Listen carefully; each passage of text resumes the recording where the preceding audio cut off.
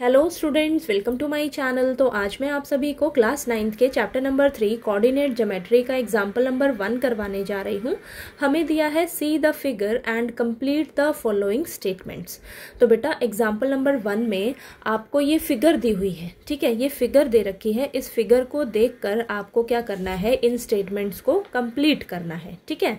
तो देखिए first statement आपको दी है, the abscissa and the ordinate of the point B are dash and dash respectively, hence the coordinates of B are।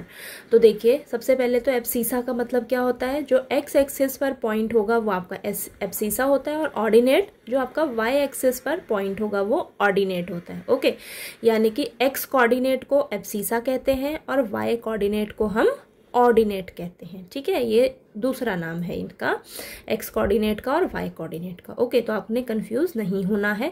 तो देखिए बहुत इजी है। अब ये देखिए फिगर देखिए, बी पॉइंट पर एब्सिसा और ऑर्डिनेट क्या है। बी पॉइंट पर एब्सिसा यानी कि एक्स एक्सिस पर ये पॉइंट है, कहाँ पर है, 4 पर, और ऑर्डिनेट मतलब y एक्सिस पर कहाँ पर है आपका पॉइंट, देखिए 3 पर, ठीक है। तो यानी कि यहाँ पर क्या आएगा आपका 4 एंड यहाँ पर क्या आएगा 3, ठीक है। तो अब B पॉइंट के कोऑर्डिनेट्स क्या हो जाएंगे बेटा, 4,3, ठीक है, समझ आया। अब देखिए नेक्स्ट स्टेटमेंट है, the x coordinate and the y coordinate of the point M are dash and dash respectively, hence the coordinate of M are. अब हमें M देखिए, M पॉइंट आपका ये रहा, ठीक है, M पॉइंट ये रहा।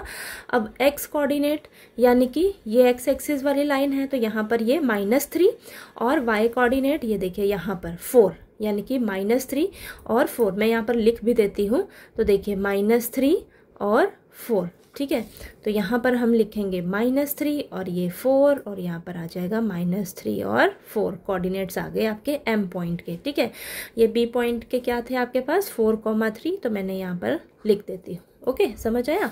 नेक्स्ट सेम सारे इसी तरीके से, बहुत इजी है। देखिए the x coordinate and the y coordinate of point L are dash and dash respectively, hence the coordinate of L are. अब हमें L पॉइंट के कोऑर्डिनेट्स पूछे गए हैं, तो सबसे पहले L पॉइंट का x कोऑर्डिनेट देखते हैं क्या है। x एक्सिस ये रही तो -5, ओके, और y कोऑर्डिनेट देखते हैं तो y एक्सिस ये रही तो यहाँ पर -4, ओके। तो यानी कि -5, यहाँ पर लिख देती हूँ -5, -4, ठीक है। तो यहाँ पर लिख देते हैं -5, -4, ये -5 एंड -4, तो कोऑर्डिनेट्स क्या हो गए L के, -5, -4, ओके, ठीक। तो x कोऑर्डिनेट को हम पहले लिखते हैं, y कोऑर्डिनेट को हम बाद में लिखते हैं, तो मैंने आपको बताया है। ओके, नेक्स्ट लास्ट है। अब ऐसे ही हमें s पॉइंट के x कोऑर्डिनेट क्या होगा और y कोऑर्डिनेट क्या हो। देखिए x एक्सिस ये रही तो x कोऑर्डिनेट 3 और y कोऑर्डिनेट आपका -4, ठीक है। तो कोऑर्डिनेट क्या हो जाएंगे s पॉइंट के, 3, -4। तो यहाँ पर फटाफट से लिख देते हैं 3 एंड -4, कोऑर्डिनेट्स हो जाएंगे 3, -4, ठीक है। था ना इजी बहुत।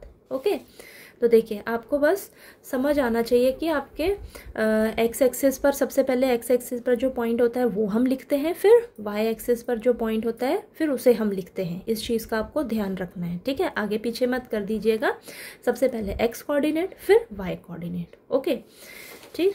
तो देखिए ये इस तरीके से था आपका क्वेश्चन, ठीक है। तो आपको ये फिगर अच्छे से समझ आना चाहिए, ठीक है, कि कैसे हमें किसी भी पॉइंट को बताना रहेगा कि उसके कोऑर्डिनेट्स क्या होते हैं, ठीक है।